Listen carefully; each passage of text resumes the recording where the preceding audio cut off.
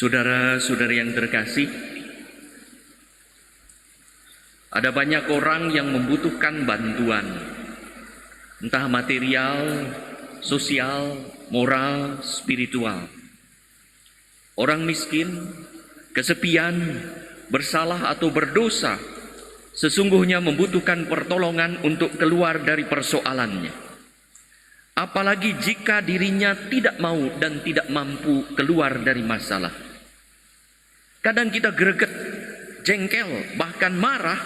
Mengapa orang tersebut, apalagi sahabat dan kerabat dekat kita, tak mau dibantu keluar dari masalah, tak sudi dibimbing ke jalan yang benar. Berbagai nasihat dan kiat telah diupayakan, tapi tampak sia-sia, sampai kita berpikir, dengan kata apa lagi kita bisa menasihatinya, dan dengan laku apa lagi kita bisa membantunya. Padahal kita dengan tulus mau menolong dengan tujuan mulia, agar ia bisa hidup selamat dan penuh berkat, bahagia dan penuh sukacita. Itulah kiranya yang dihadapi Allah saat hendak menyelamatkan manusia yang terus-menerus menolak tawanan Allah. Hingga dengan cara apa lagi manusia mau ditolong oleh Allah, sampai akhirnya Allah mengutus putra tunggalnya untuk lahir di dunia, menjadi manusia seperti kita untuk menyelamatkan kita. Kita ingat dalam kisah penciptaan, manusia diciptakan sama, segambar, serupa dengan Allah. Ketika manusia ditebus oleh Allah, Allah berkenan menjadi sama seperti kita manusia. Ada satu cerita ilustrasi. Pada malam Natal, seorang pria menolak permintaan istri dan anak-anaknya pergi ke gereja. Ia berkata, "Pergi sajalah ke gereja. Mohon maaf, saya tak dapat mengerti mengapa Tuhan mau menjadi manusia. Itu adalah hal yang tidak masuk akal bagi saya. Maka kalian pergi saja ke gereja. Yang penting bagi saya tidak berbuat jahat." Istri dan anak-anaknya pergi.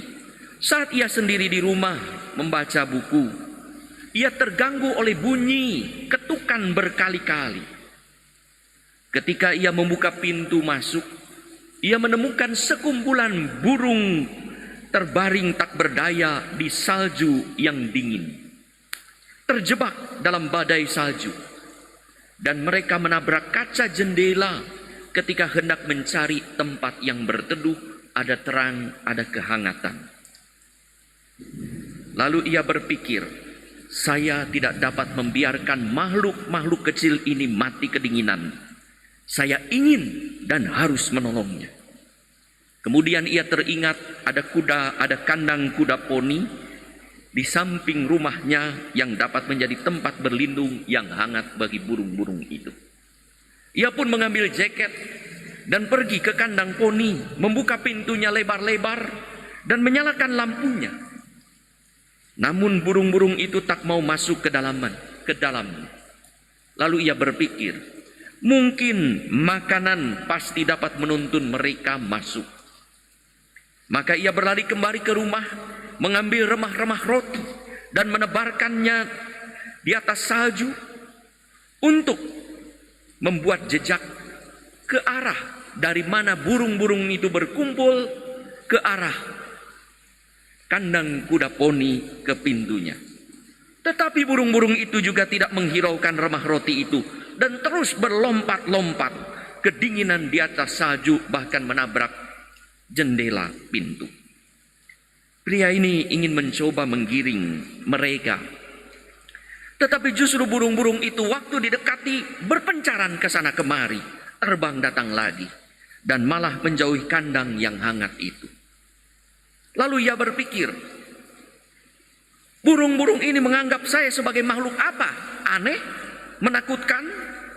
Saya tak dapat memikirkan cara lain untuk memberitahu bahwa mereka dapat percaya bahwa saya datang untuk menyelamatkan, bukan untuk membunuh atau menjerumuskan.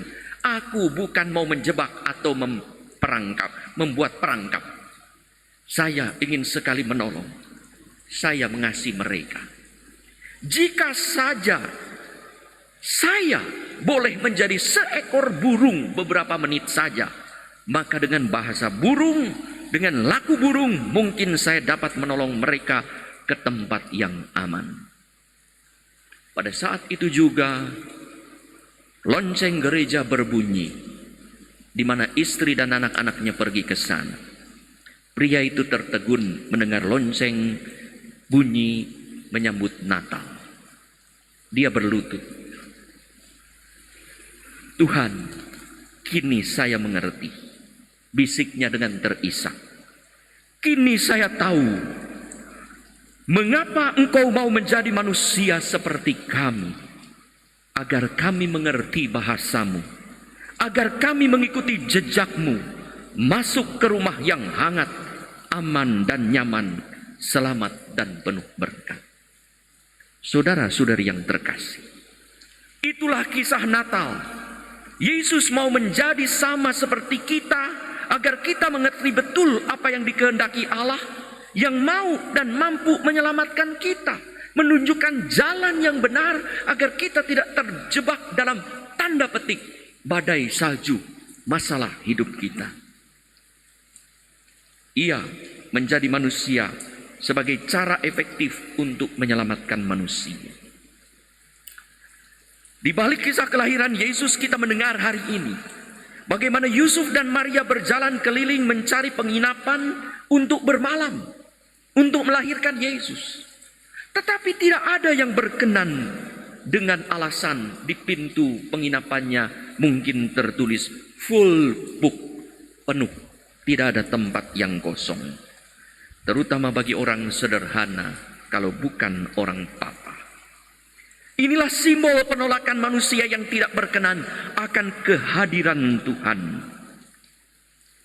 Untunglah mereka mendapat tempat di kandang, di tempat para gembala. Di sanalah Yesus lahir. Para gembala di padang berkenan kepada Allah karena mempunyai kerinduan untuk berjumpa dan didatangi oleh juru selamat. Hatinya belum full book, masih ada ruang kosong. Mereka mendapat kabar pertama, merekalah yang memperoleh damai sejahtera karena Allah berkenan pada mereka dan mereka berkenan menyambut penyelamat walau dalam rupa yang tidak diduga, yaitu manusia. Mereka mempunyai hati yang masih memiliki ruang untuk Allah. Hati mereka belum full book. Saudara-saudari yang terkasih, Allah yang menjadi sama seperti kita ingin mengunjungi kita masing-masing dan membawa kita ke tempat yang aman dan selamat. Ia ingin menjadi bagian dekat dan ada di antara kita. Apakah kita berkenan akan kedatangan Yesus yang membawa damai sejahtera, mengubah dan mau meningkatkan hidup kita hingga kita punya harapan dan penuh sukacita? Terlebih ia datang ketika kita berada di dalam badai salju, kedinginan, dalam permasalahan. Di situ Tuhan datang memberi harapan yang penuh sukacita. Persoalannya, masihkah ada ruang dalam hati untuk Tuhan, untuk kelahirannya, ataukah semuanya sudah full book dengan alasan berbagai kesibukan, kekhawatiran, serta kelekatan pada kesalahan dan dosa yang tidak bisa ditinggalkan?